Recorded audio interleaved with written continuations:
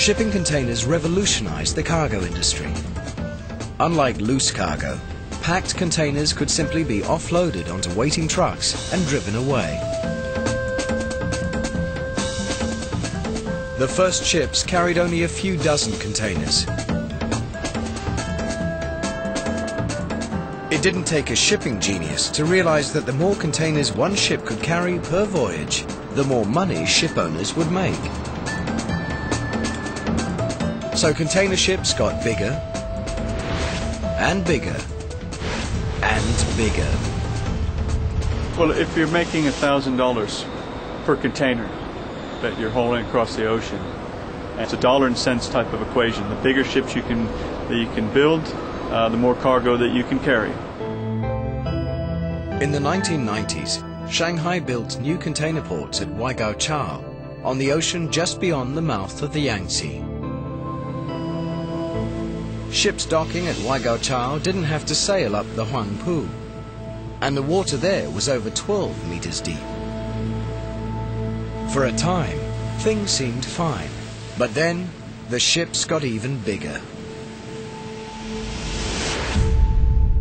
As big as the Gudrun Maersk, over 40 meters wide, over 300 meters long, longer than the Eiffel Tower, and needing deeper water than Waigaoqiao could offer.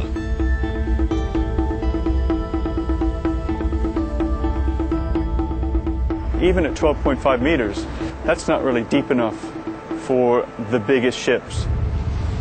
We're talking 9,000, 10,000, 13,000 TEU container ships. So you really want something that's at least 15 meters. Today's megaships, like the Gudrun Maersk, are in a class by themselves. A class called Post-Panamax, because they're too wide to fit through the Panama Canal. And they're also too big for Shanghai.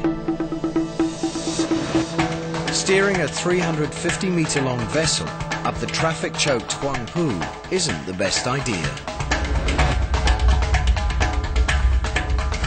And the Huangpu's 400-meter-wide channel isn't much wider than the Gudrun Maersk is long. Turning would be a nightmare.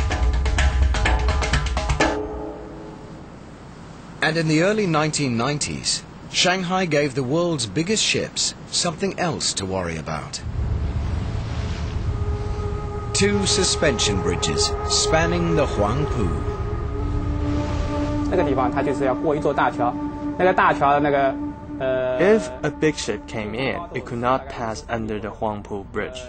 Only ships of 48 meters tall or under can pass under that bridge. 但是它当时就超过了48米。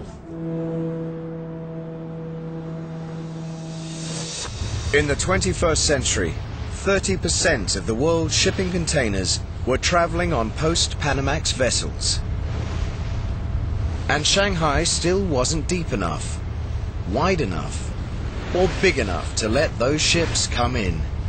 Problems competing ports like Hong Kong and Singapore didn't have. As China's economy exploded, everyone wanted a piece of the action. Shanghai couldn't handle the business, it would have gone elsewhere.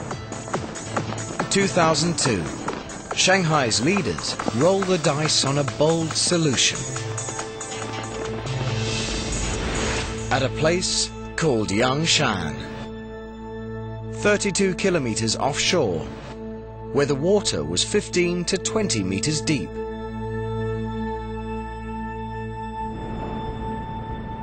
Today, Yangshan is a large island that can easily accommodate a world-class container port. But when Shanghai's engineers chose it, over 60% of it didn't exist. Yangshan was just what nature made it, a collection of tiny islands, with no room for anything but a fishing village. Engineers considered creating flat land by leveling the hills, but decided against destroying Yangshan's natural topography.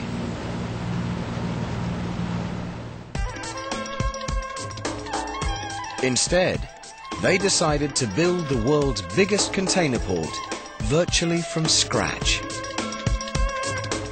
Yangshan Port is this enormous deep water project that was built kind of on a fresh sheet of paper, the biggest possible piece of infrastructure that they could possibly build to stamp Shanghai's kind of dominance over container shipping. The plan called for a true megastructure, a 20